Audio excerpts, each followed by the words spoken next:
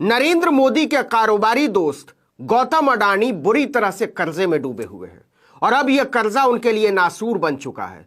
और यह कर्जा केवल अडानी के लिए नासूर नहीं बन चुका है बल्कि देश के लिए भी नासूर बन चुका है। एक रिपोर्ट के मुताबिक अब इन्हें कर्जा देने वाले बैंकों का दिल बैठ रहा है। उन्हें डर सता रहा है कि अगर अडानी ग्रुप दिवालिया हुआ तो उनका क्या होगा। और यह कर्जा कोई 2-4 हजार करोड़ रुपए का नहीं है, लाखों करोड़ का है। इसलिए देनदार कर्जे पर अखाड़े के पहलवान बने अडानी के पीछे पड़ गए हैं कि सर जी चुकाइए, मोदी जी से यारी दोस्ती काम नहीं आ रही है। तो कहां क्या गड़बड़ी हो गई कि देश के सबसे बड़े धन्ना सेठ पर से लोगों का भरोसा उठ रहा है कि वो कर्जा लौटा देंगे या नहीं।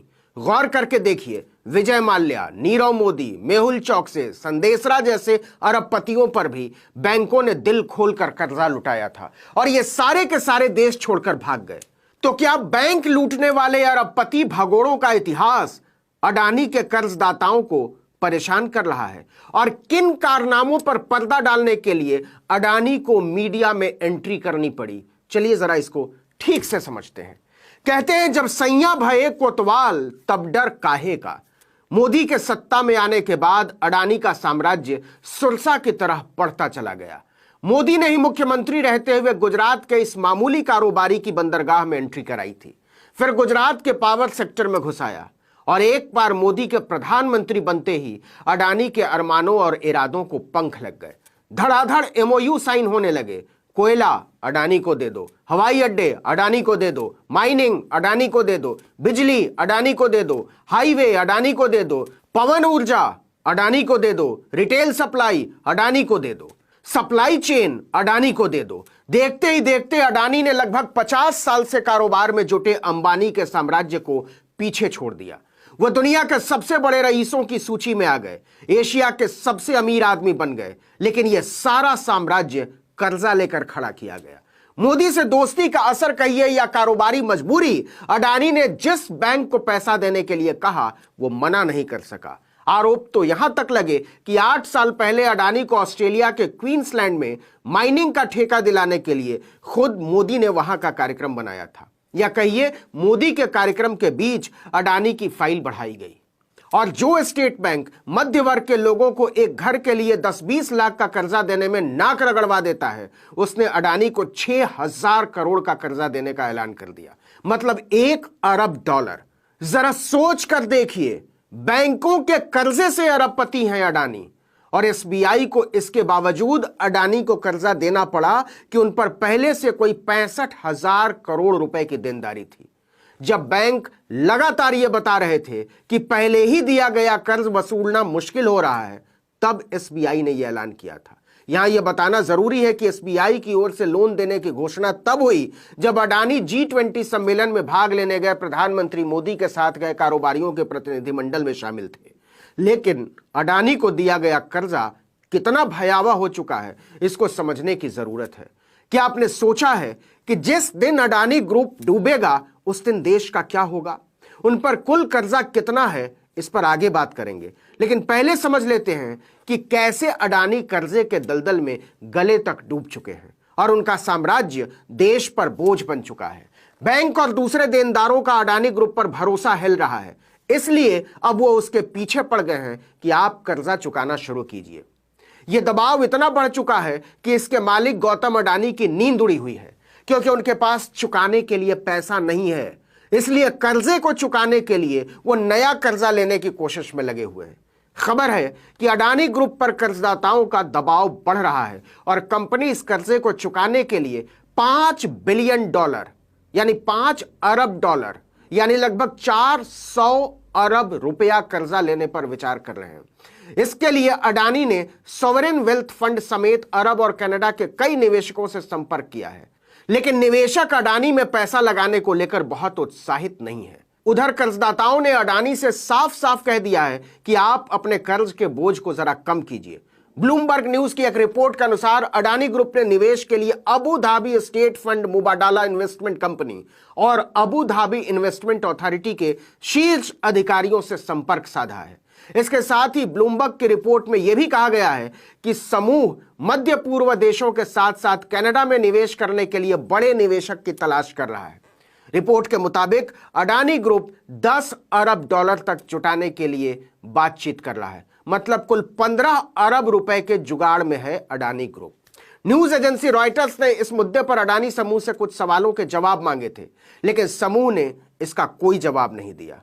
ग्रुप की हालत कितनी खराब है इसका अंदाजा इसी से लगाइए कि तगादा बढ़ने के बाद अडानी एंटरप्राइजेज लिमिटेड ने पैसा जुटाने के प्रस्ताव पर विचार करने के लिए बोर्ड की बैठक बुलाई है।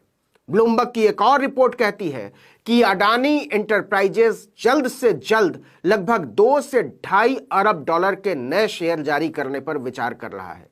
यह कर्जा चुकाने के लिए 5 से 10 अरब डॉलर के फंड जुटाने का ही हिस्सा है। बता दें कि सितंबर महीने में फिच ग्रुप की रिसर्च यूनिट क्रेडिट साइट्स ने अडानी ग्रुप को लेकर चिंता जताई थी और कहा था कि कंपनी गहरे कर्ज के बोझ में दबी हुई है। यह बोझ इतना भारी हो चुका है कि कंपनी में पैसा लगाने वाले निवेशकों के लिए जोखिम पैदा हो सकता है। एक तरीके की यह चेतावनी है। यह उस अडानी की असली हालत है जिसके चार्टर विमान में मोदी गरीबी के दिनों में यात्रा किया करते थे।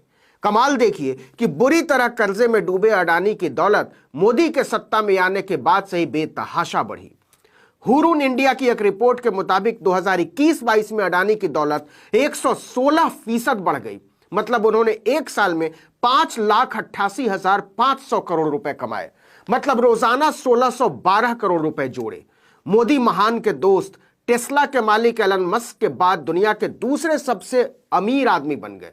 इस खबर को सुनकर भारतवर्ष के हर कोने में मौजूद भक्त मंडली के बीच खुशी की लहर दौड़ गई। लेकिन जरा इसके खतरे को समझिए, यह कितना हाहाकारी है और क्यों अडानी को कर्जा देने वाले बैंकों की हालत खराब हो रही है। देखिए, अडानी की नेटवर्थ 155 बिलियन डॉलर हो चुकी है, जबकि भारत की अर्थव्यवस्था पिछले साल 3,173 बिलियन डॉलर की थी। इस आंकड़े पर सोचिए। इसका मतलब यह हुआ कि अडानी का नेटवर्थ जो है वो भारत की समूची अर्थव्यवस्था के करीब करीब 5% के बराबर पहुंच गया है।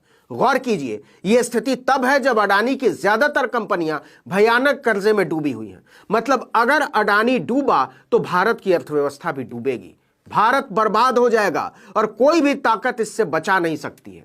खुद सोचिए और तय कीजिए, अडानी पर फिदा नरेंद्र मोदी और उनके कारोबारी दोस्तों के पीछे कितना बड़ा हाहाकार आकार ले सकता है।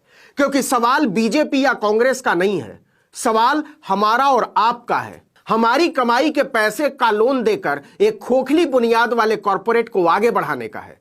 गौर कीजिए, अडानी को सबसे ज्यादा कर्जा देने वाला बैंक देश का सबसे बड़ा राष्ट्रीयकृत bank state bank of India है।